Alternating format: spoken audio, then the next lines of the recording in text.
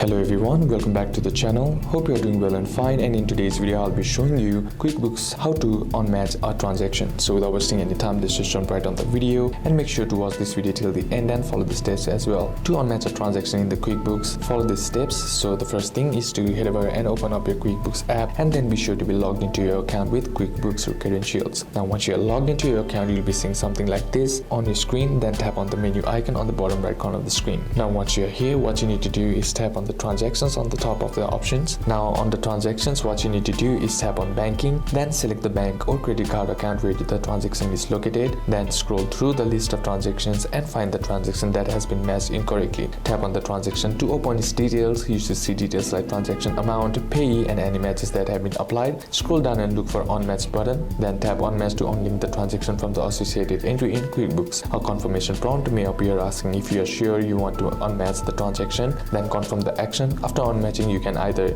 rematch the transaction with correct entry or leave it unmatched if you intend to handle it manually. So these are a couple of steps that you can apply, and that's it for today's video, guys. Hope this video was useful to you. Leave a like if it did. Comment down below what the next video should be on. Consider subscribing to the channel. Thank you for watching. Bye bye.